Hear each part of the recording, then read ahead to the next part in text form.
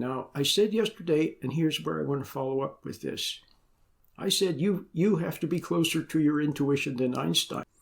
The things that Einstein realized, you can realize much more. That's right. Much more. You can realize in a flash what takes the scientists of the world and the theologians of the world and the common wisdom of the world. It takes them centuries. You can realize it in a flash. Now, why do you need that? Now, this is the point I wanted to make. That's why I'm making this follow-up video here. Because this is important. You need your intuition.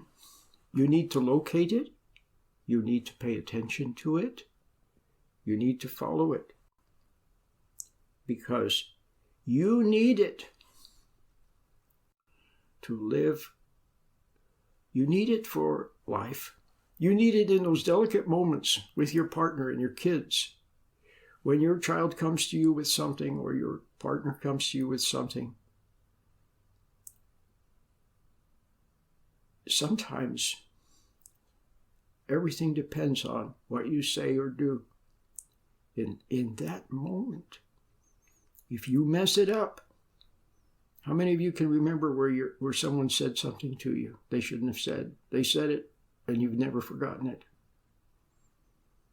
How many times did you go to someone looking for understanding, especially when you were a kid, and all they gave you was they brushed you off, or something they read somewhere? There was no love in it. There was no life in it. It has to be spontaneous. You have to be divinely inspired in the moment so that you don't mess up your life and don't mess up your relationship with your kids and with your partner, with anybody. You need to know, you need to have that, you need to have wisdom, understanding, insight when it comes to some of these important issues in life. If you don't, if you make in some things, if you make the wrong decision, you're dead.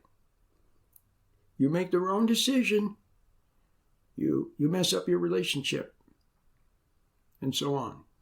Now, fortunately, for those of us who have a future,